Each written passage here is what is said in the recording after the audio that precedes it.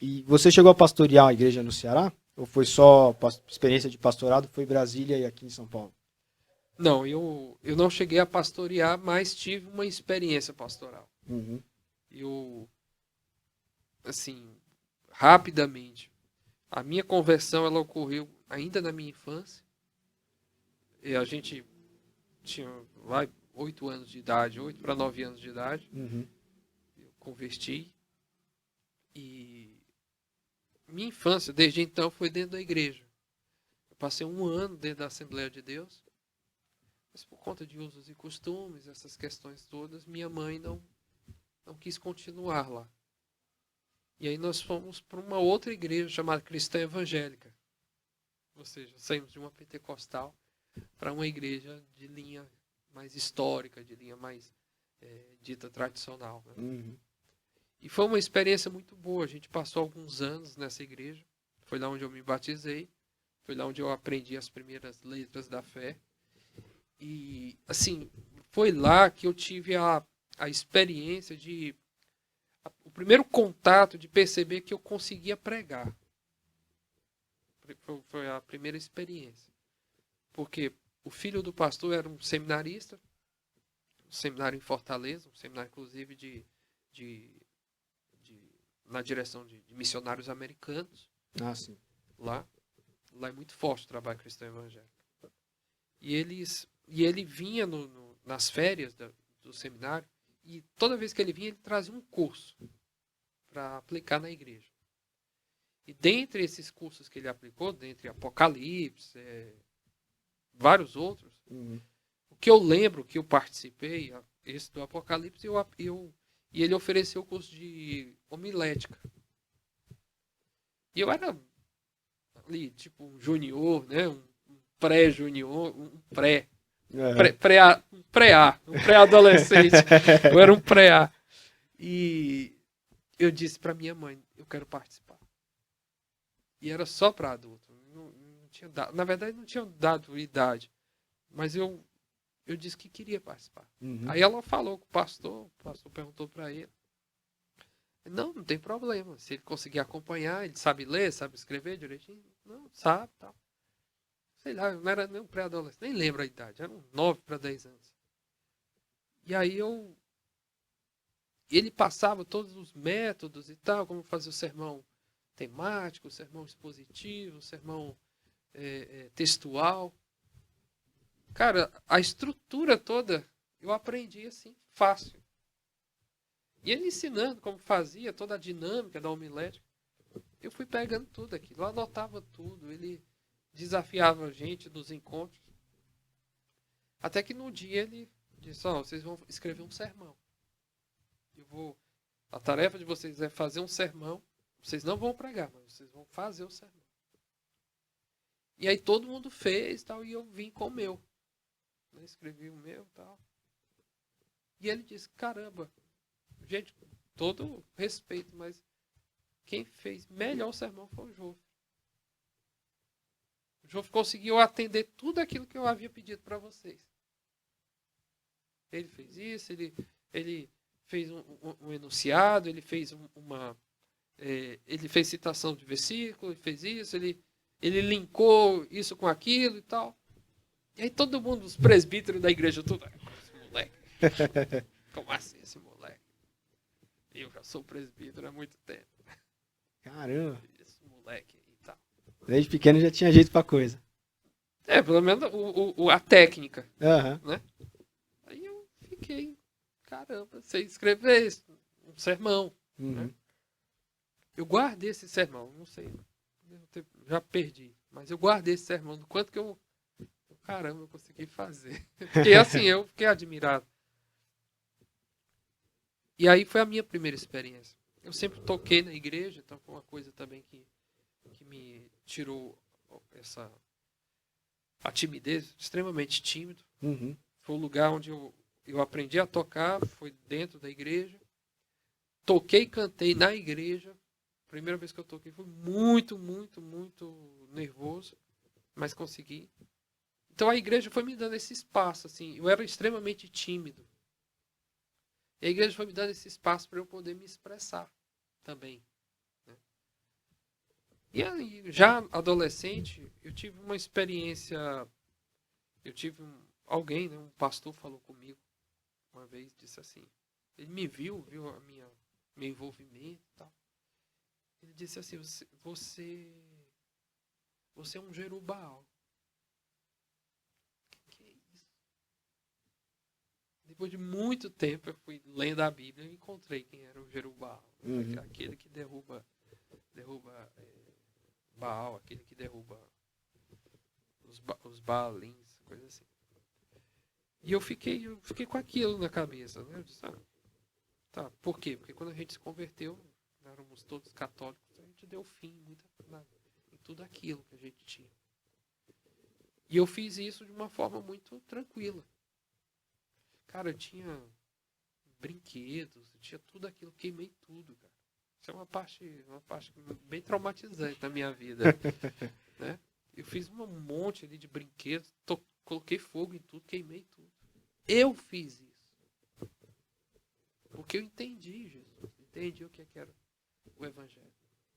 Me arrependo muito de ter queimado. Mas, simbolicamente, aquilo tem um valor para mim. Hoje eu tô comprando tudo. Hoje eu tô colecionando He-Man. É sério, cara. Então não era nada alusivo ao catolicismo, nada assim. Era brinquedo que... Isso. Tido como... Dei fim em algumas coisas, né? Os símbolos, imagens e tal. Uhum. Mas também... Porque aquilo era algo muito importante para mim. Meus pais tinham gosto de comprar um brinquedo para mim, porque eu brincava muito. Terminava, ia lá no guarda-roupa, colocava lá. Aquelas crianças que destroem o brinquedo. Né? Não quebrava brinquedo. Uhum. O brinquedo durava na minha mão muito.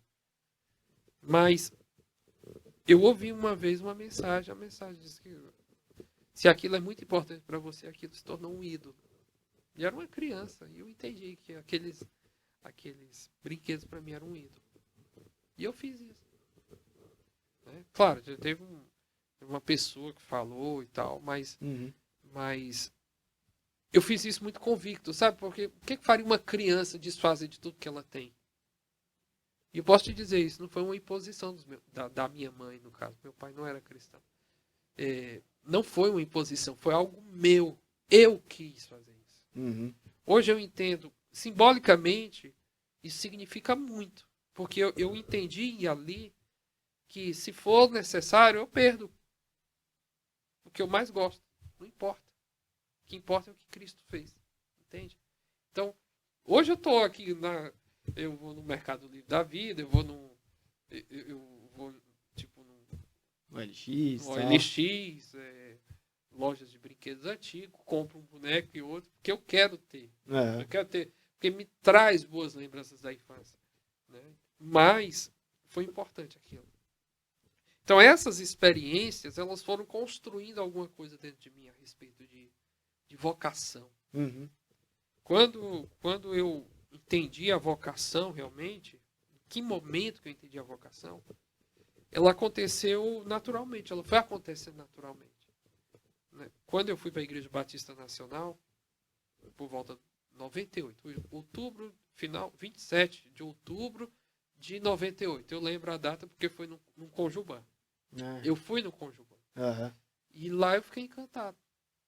A igreja, a Igreja Batista Nacional de Sobral, os jovens me acolheram muito, muito mesmo.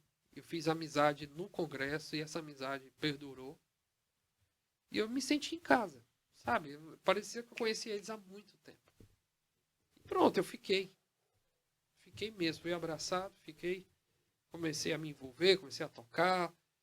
E eu posso te dizer que 98, 99, 2000, 2001, 2002, 2003, 2003. Foram 6 anos intensos dedicados ao reino. Intensos, em que eu estava fazendo uma escola, sétima para oitava série. Uhum. E aí foi até o 3º ano do ensino médio. Cara, nunca reprovei, nunca tive problemas na escola. Eu estava em tudo que era trabalho da igreja. Tudo. E eu não fazia isso porque eu vou ser um vocacionado, porque eu vou ser pastor. Não. Porque eu me senti tão parte da igreja, eu entendia o meu papel de ser servo da obra, que eu me entreguei. Me entreguei. Fiz vestibular, passei, tirei o 8º lugar.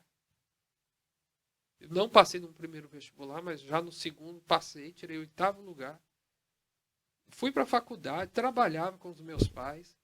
Nunca foi um problema. A igreja para mim. Nunca. A igreja era tudo, era família, a igreja era amigos, a igreja era acolhida, a igreja era o lugar onde eu tinha o prazer de estar junto com os irmãos. Então, era toda semana eu estava com os irmãos, estava com os jovens, estava com a igreja, de alguma forma. Então eu fui entendendo esse processo, e isso foi se tornando algo muito parte de mim. Isso deve-se muito ao pastor também, que foi, para mim, foi um pai na fé, não porque eu me converti através dele, mas ele me deu essa liberdade, e ele foi a primeira pessoa que me deu a oportunidade de pregar na vida. Num culto de jovens, eu havia pregado, e ele ouviu, ele estava presente, viu que eu tinha capacidade. Aquele dia eu me tremia todo pregando, que eu, caramba, como assim e tal. E aí ele tinha um hábito. No mês, ele sempre, no último domingo, ele dava a oportunidade para qualquer irmão da igreja pregar. Ele olhava as pessoas, ele sondava quem era capaz para isso. Quem tinha realmente essa vocação. E ele me convidou. E eu fiquei muito lisonjeado pelo convite, porque eu já sabia, percebia isso. Mas senti aquele frio da barriga do caramba, né? Chegasse na frente de todo mundo, né? No domingo e tal, o culto do domingo. E eu preguei, eu lembro até hoje, Romanos 7. Né? Escravos da justiça de Deus. Não mais escravos do pecado, mas escravos da justiça. Antes vocês usavam os membros de vocês para a prática do pecado, agora em Cristo vocês usam para a prática da justiça. E preguei naquele dia e converteu algumas pessoas. Aquilo foi assim para mim, foi, meu Deus, o que é isso? O que é isso? Eu tinha 15 anos.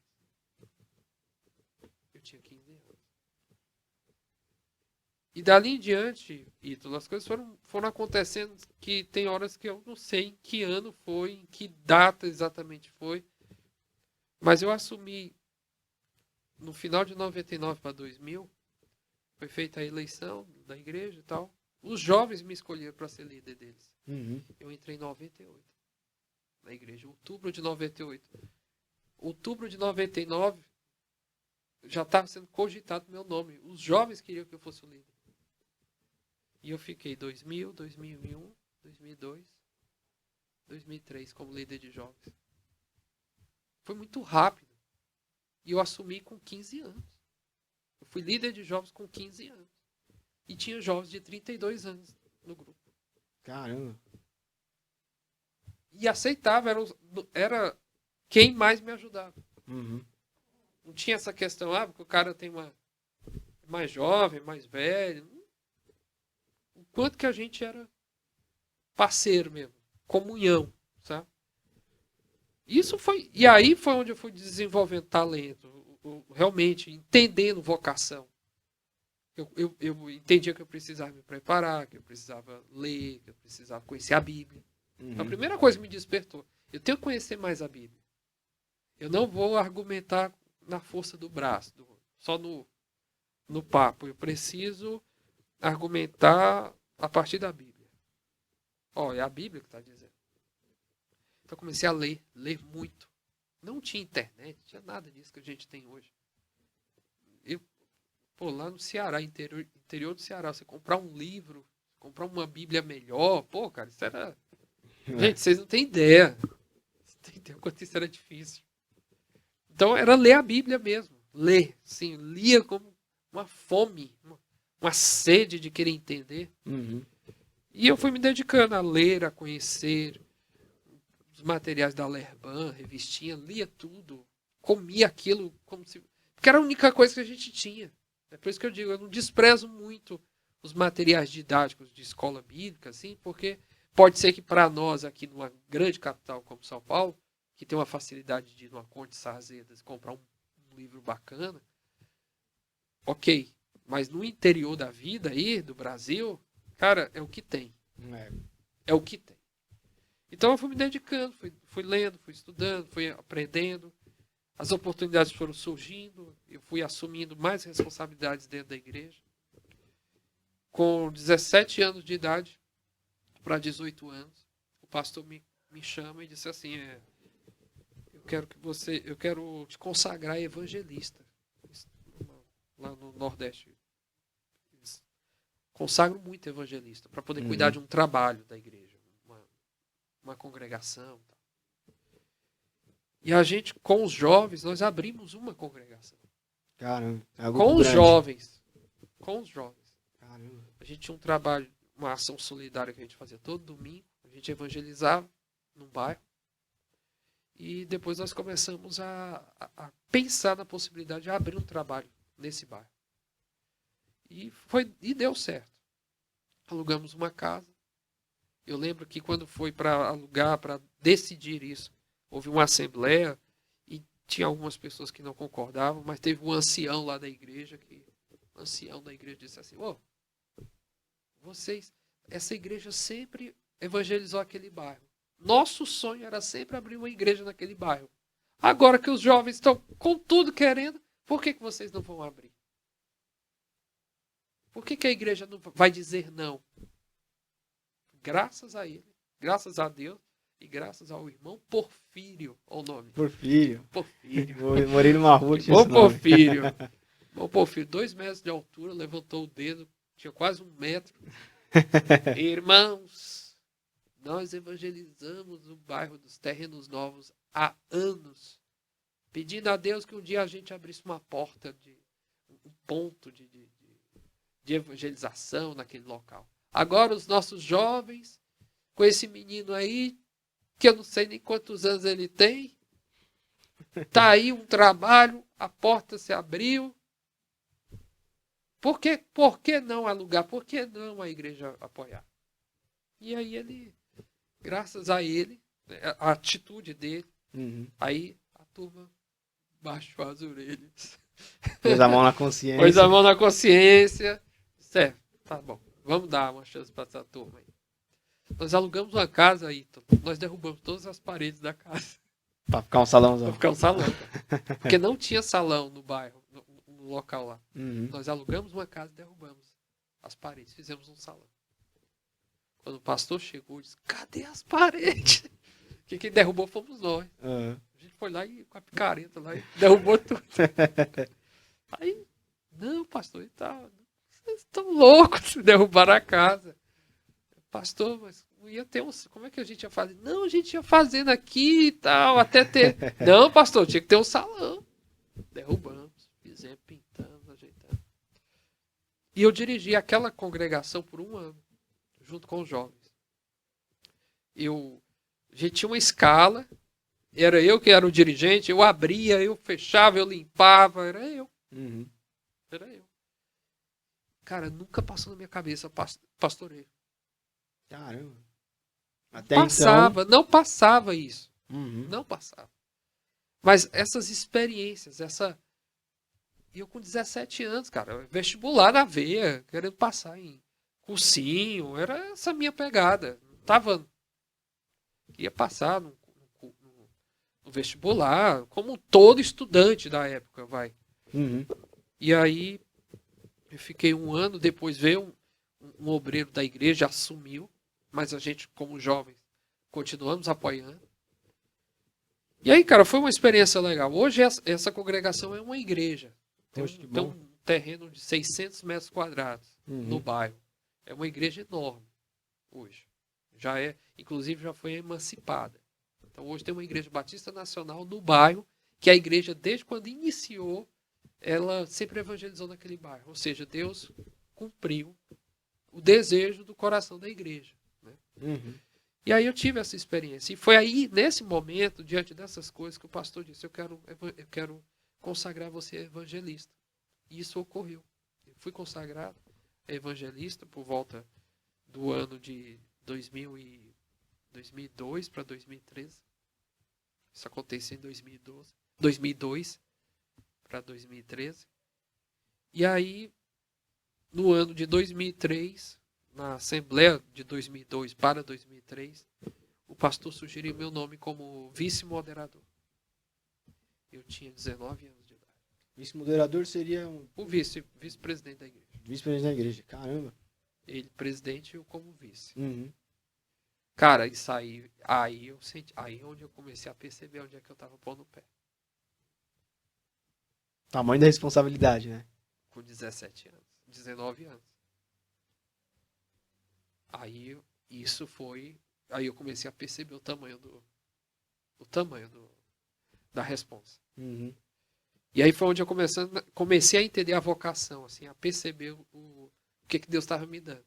E aí eu comecei a relutar.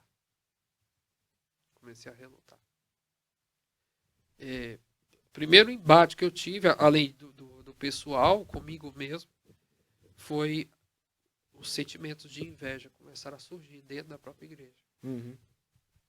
Tinha uma pessoa que foi vice-presidente por muitos anos. E naquele ano, o pastor ter sugerido o meu nome, Deu. Não dá problema. 19 anos. Cara. Hoje eu entendo. E o cara te tratava normal, de repente começou a... Não, a pessoa Porque geralmente assim, não, você é uma bênção, não sei o quê. Não, a pessoa maravilhosa. Maravilhosa. Não tenho nada, não posso dizer que teria algo contra ele. Porque não tinha. Mas ele se chateou. Sim. Eu não sei se com o pastor, mas se chateou com a situação. Exatamente. E ele eu tenho que jogar em alguém, vou jogar nele, no Jofre. Então. Aí ele já não me olhava diferente, já me... E quando isso quando isso confirmou de fato, aí ele eu senti a indiferença dele comigo. Uhum. Eu comecei a notar a indiferença de algumas pessoas para comigo. Aí eu comecei a perceber esse outro lado. Se você tem uma vocação e você vai assumir alguma coisa na igreja, ou vai ter que ter realmente um papel eclesiástico, o quanto também você vai sofrer com isso. Então eu comecei a perceber isso. Né? Já estava sentindo lá atrás, com essas experiências, abrir um trabalho e tal, não sei o quê, a dificuldade, o ciúme, as invejas. Pô, mas o Jofre vai cuidar, ele não é diácono, ele não é isso, ele não é aquilo, mas ele vai assumir, entende? Coisas tipo assim, ele vai assumir porque a mãe dele tem dinheiro. Puxar saco do pastor, queridinho do pastor, essas coisas também. Exatamente. Ouvi demais isso. E as pessoas que falavam isso eram as pessoas que eu andava com elas. Uhum. Que me conhecia. Bem, eu achava que conhecia. Então, isso foi machucando, mas eu fui levando, considerando, entendendo que o caminho é esse mesmo, carregar a cruz, né? Tem jeito. Pra quem queimou todos os bonecos, isso não é mais nada, cara. Eu já tinha jogado fora tudo que eu gostava, pra mim agora já era. E aí eu peguei e aceitei, e quando foi em 2003, eu fui eleito. Presidente, né, da igreja, vice-presidente. E aí, cara, aí foi uma experiência única, assim, de viver a igreja de um outro aspecto. Quando foi em 2004,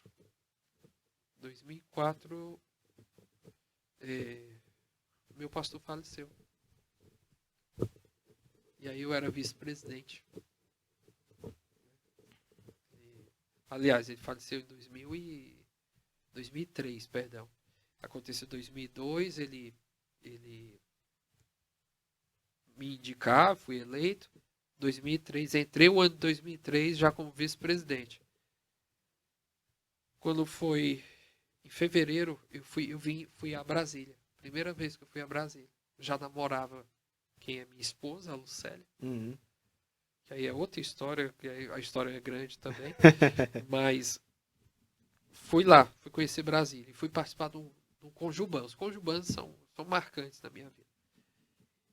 E lá no Conjuban eu tive uma experiência com Deus muito grande, assim.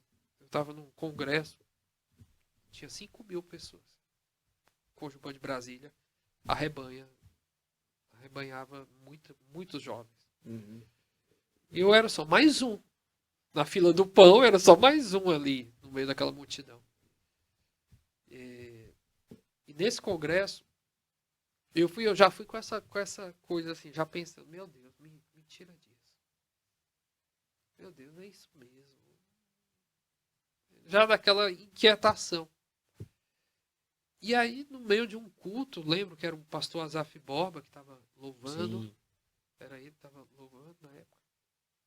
E no meio de um culto, um louvor abençoado, no meio de uma ministração, aparece alguém, vem orar por mim. E na hora que ele começou a orar, eu só abri assim o olho e eu vi no crachá dele. Igreja Batista Taguatinga, cidade lá. Cidade satélite. Isso. Taguatinga. Não vi o nome, não sei quem era. Ele começou a orar, eu só vi o nome da igreja. Fechei o olho, continuei orando ali, ouvindo o que ele estava me dizendo. E aí ele profetiza, diz assim, ó, você conta daqui a 3 meses. Conta daqui a 3 meses, me deu uma data fechada. Eu vou te colocar num lugar onde ninguém vai te tirar. Todos vão ser contra você. Mas não se importe, eu estou contigo. Não adianta fugir. Mas falou assim como eu estou falando para você. Uhum. Não adianta fugir. Onde você for, eu vou falar a mesma coisa. Isso eu não esqueço. Onde você for, eu vou falar a mesma coisa para você. Porque eu pensei que territorialmente eu saindo do Ceará indo para Brasília, como o Jonas, que saindo, né? Eu vou sair daqui, eu vou lá para vou para Tarsis. Aí Deus não vai estar aqui, porque Tarsis é o mundo gentil, Deus não vai estar lá, Deus está aqui, Israel. Aí pegou, jogou em mim. Então foi aí que aí meu amigo, aí casa caiu. Casa caiu para mim. E assim foi, cara. Era 3 de fevereiro, março, abril, maio. 6 de maio. Última vez que eu vi meu pastor vivo. Caramba. Morreu de repente assim? Tinha um câncer. Não. Ele tinha um câncer de próstata. Em 2003 ele tinha feito a cirurgia, uma raspagem e tal. Tinha melhorado. Mas depois ele foi piorando. E aí ele falece no dia 6 de maio. Dia 6 de maio, eu fui na cidade dele, ele pediu afastamento da igreja e foi para a cidade onde ele nasceu. Redenção, no Ceará. Foi a primeira cidade que ocorreu a abolição dos escravos. Foi em Redenção. Poxa, que interessante. E aí ele foi para lá, ele tinha construído uma casa lá, era onde ele queria passar os últimos dias da vida dele. E a gente foi lá visitá-lo pela última vez. A gente não sabia que era a última vez, mas acabou sendo. E aí eu lembro que eu fui falar com ele, os olhos já não enxergavam mais direito. Não estava legal. Eu perguntei, pastor, o senhor quer que fale alguma coisa para a igreja? Comunique alguma coisa para a igreja? Ele, não, Jofre, só quero que você diga para a igreja que eles não deixem de congregar. Vai vir um momento muito difícil para vocês. Mas Deus vai providenciar. Você já está preparado. Eu, para quê, pastor? Você sabe, Jofre. Você já está preparado. Aí eu saí dali com aquilo assim, sabe? Fomos para casa, aí 7 horas da manhã ligam lá para casa dizendo que ele faleceu. Caramba. Então ele faleceu no dia 6/7. Na verdade ele faleceu meia-noite, vai. Mas só comunicaram pra gente pela manhã. Como a gente estava de viagem, então ninguém quis ligar. Então, cara, E assim foi. Foi o ano de 2004, quando ele faleceu. 2003, perdão. 2003 que ele faleceu. 6 de maio de 2003. A partir dali eu assumi a igreja. Assumi mesmo, porque como teve que lidar com tudo. Uhum. Eu tinha 19 anos. Então, velório. 15 anos. Batismo. Problemas conjugais. Problemas, inclusive, de pessoas homossexuais que surgiram. Tudo caiu na tua mão. Problemas de obreiros da igreja que fugiu com a mulher de outro. Putz. Caiu tudo no meu colo. Possíveis, né? Surgiu muitas coisas lá, algumas acusações sérias com diáconos, né? Cara, tudo aconteceu entre maio de 2003 até novembro de 2003. Foi aí, Igor, que eu disse, eu tenho que fazer seminário. Porque uma coisa engraçada, nesse período, aprendi muito. Porque agora eu não era um membro. Agora eu estava numa posição de liderança, mas assumindo uma forma pastoral. Uhum. Por isso que eu digo, eu não fui pastor. Eu fui assumindo, como é que diz? Funções pastorais. Ô, Jô, o que é que eu faço? O casal ali, não sei o quê. Porque a gente chegar uma mulher bonita para você e dizer assim, preciso conversar muito com você. Porque é que meu marido já tá recebendo aí ligação, cantada do ex relacionamento dele. A outra, a mulher, não, é um homem. Puta. É como? Não sei o que. Tá, aí conta a história, caramba. E agora? As pessoas já enxergavam em você, então, a função pastoral, né? Elas vinham, e eu tinha 19 anos, eu não era casado. Não era casado. Minha namorada, a Lucélia, morava em Brasília. Tinha perspectiva de casamento tão cedo, naquele momento. Uhum. E o caramba, e agora? E a pessoa te pede confidência do assunto, que é um assunto que exige confidência. Então eu fiquei, caramba. E aí surgem essas outras coisas de cunho moral dentro da igreja. E aí as coisas do dia a dia da igreja, quem é que vai celebrar a ceia? Que não tem pastor. E esse cara que ele era o possível substituto, digamos assim, antes de você surgir, digamos, como que ele ficou nesse ínterim aí? Não, ele queria um pastor logo. Ele não era nem ele nem você, então, que fosse outro. Não, todo mundo pensava nele como pastor. Uhum. Mas aí tinha a questão, ele não queria. Ah, sim. Ele não queria ser pastor. Hoje ele é. Hoje ele é. Ele aposentou e tal, aí ele assumiu realmente. Hoje ele é pastor. E hoje está muito feliz. Eu olho assim, hoje ele pastoreia, era uma congregação da igreja lá, e hoje ele está muito feliz. Eu louvo a Deus de vê-lo feliz. Uhum. Porque ele foi um homem que veio só para a igreja, a esposa não era convertida. Ele orou 15 anos por ela e ela se converteu. E a família toda se converteu.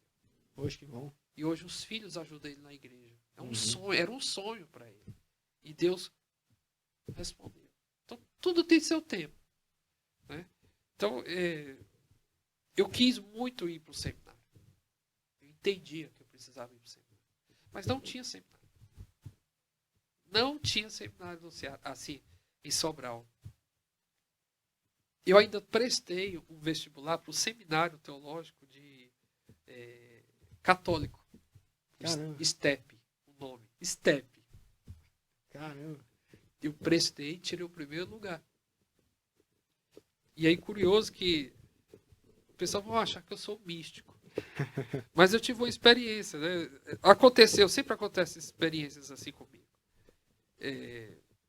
Eu tive um sonho numa madrugada, eu estava sonhando, Deus me incomodou, me acordou e disse para mim, ó, não é aqui não. Não é aí não. Você não vai fazer. Tinha feito fiz a inscrição, passei. Fiz uma inscrição no seminário adventista. Passei. Não. Aí tive que trancar tudo, trancar os cursos. Não é aí. Não é aí. E eu fazendo faculdade. Eu estava com 2 anos e meio de faculdade. Olha só. Não tinha nada a ver com teologia. Tecnologia da construção civil. Caramba. Não tem nada a ver. Nossa, Já estava com 2 anos e meio de curso. Faltava 1 ano e meio para eu formar. Era cálculo 1, cálculo 2, física, materiais prediais, elétrica. Era isso. Isso que eu ia falar, é totalmente diferente. Mais pra, acho que exatas. Não Exatas, nada a ver. Nada a ver. Você acha que eu era feliz? Detestava, cara. Detestava. Até que um dia aí comecei a fuçar, cara. Um dia que eu vou estudar, eu preciso fazer seminário, eu preciso. Já aí pronto, aí a vocação tomou de conta. Uhum. Faltava professor na faculdade, eu saía e ia para a igreja. Porque como eu tinha aula, eu tinha que fazer escala para o pessoal pregar na semana. Porque eu não estaria. Mas ficava aqui preocupado com a igreja, porque tinha perdido o pastor há pouco tempo, para não perder as pessoas. E aí eu comecei a ter esse cuidado pastoral, sabe? Essa coisa de acolher, de se a pessoa tá faltando, eu ia lá. Eu começava a ficar preocupado com isso. Uhum. No final do ano, nós batizamos 20 pessoas. 2 pessoas saíram. De todo esse período, 2 pessoas saíram. Foi um diácono que não aceitou de forma alguma que eu estivesse na frente. Uhum. Mas batizou 20. Então, assim, tudo aconteceu, eu fui levando aquilo com muita seriedade, mas entendendo a minha limitação. Aí foi quando eu comecei a procurar seminários e encontrei o STEB. Por quê? O pastor Marciano, quando ele faleceu, pastor Marciano, o nome dele, a esposa dele me deu os livros dele. Esses livros, com certeza, Marciano iria lhe dar. E ela me deu Eclesiologia do Enéas Tonin, a História dos Batistas Nacionais do Enéas Tonin. E aí, meu amigo, eu comi aquilo com café, que eu gosto. Inclusive, eu li aqueles livros, cara.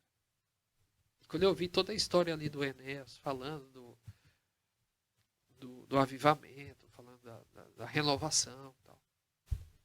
O surgimento do STEB, a proposta da AME, né, a Associação Missionária Evangélica ali, a AME e tal. E o STEB, que surge antes da convenção, o STEB, Seminário Teológico Evangélico do Brasil, surge anterior à Convenção Batista Nacional. Ele é mais velho do que a convenção. Não sabia. Porque ele surgiu, na verdade, para ser um seminário para todas as igrejas históricas que haviam sido renovadas. Sim. Ele surgiu com esse propósito.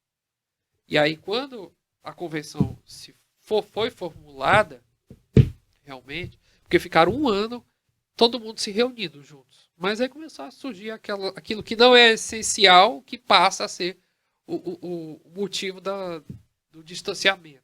Sim. Porque a gente batiza por aspersão, a gente batiza por imersão, a ser sacramento, não, é memorial, essa coisa toda. É a sina do protestante, né? Se brigar por pouca coisa. Enéas Tonin que diz que a gente é que nem... Eu não sei se isso é verdade. Quem conviveu, seu pai conviveu muito com ele. Se eu estiver errado, pastor Márcio, me corrija. Mas eu ouvi falar que ele diz que Batista é que nem gato, né? Jogado dentro de um saco. Batista, né? Eles vão quando toca desses assuntos assim que são pô, batismo por imersão, Sim. ceia memorial, né? Então esse ponto, né? Essas questões gerou o fim da AME e aí o surgimento Batista Nacional, Igreja Presbiteriana Renovada, Igreja Metodista Wesleyana, e tantas outras que surgiram fruto da renovação. Aham.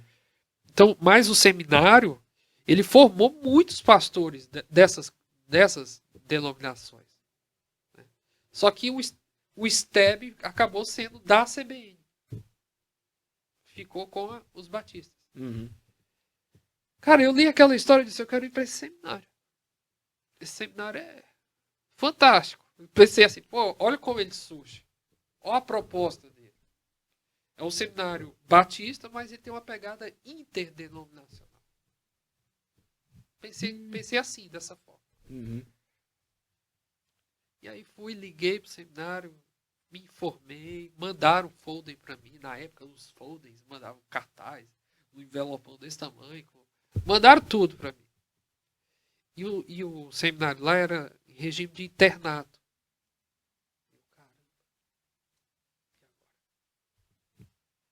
Aí fui conversar com meu pai. Ele disse, pai, eu quero ir pro seminário. Ele, que bom, isso é bom. Muito bom. Só que eu quero ir agora. Eu quero ir agora no próximo mês. E o quê? Você tava almoçando, ele soltou assim, ó, garfo, faca, assim. Como é que é? E a faculdade? Vou trancar. Você tá louco? Tá doido? Não. Ô Silvano, você tá ouvindo o que o João tá dizendo? A minha mãe, não, eu sei, ele vai embora, ele não quer ficar aqui não. Você já parou para pensar do que você vai perder, do que você vai deixar de lado e tal? Sim. Eu tenho ciência de tudo isso. E aí em 2004 eu fui. Fiz a transição, né, de um outro pastor, veio um outro pastor. Assumiu a igreja em 2004. Em janeiro de 2004 ele assumiu. Só que quando eu estava próximo dia do seminário, esse pastor foi embora. Ele ficou 6 meses. Caramba. Ele ficou até junho. Aí outra transição. Aí veio um outro pastor, que é o que está lá até hoje. Mas aí eu fui, no período que ele veio, eu fui embora. Que foi o período que eu fui embora. E aí, em agosto de 2004, no segundo semestre de 2004, eu comecei o seminário. Aí foi aí onde começa realmente minha caminhada assim, de estudo teológico, de aprofundamento, entendimento da minha vocação. Compreensão realmente da minha vocação. E a extensão que isso tem. Uhum. Né? Então, eu contei demais, falei demais, mas para entender o processo.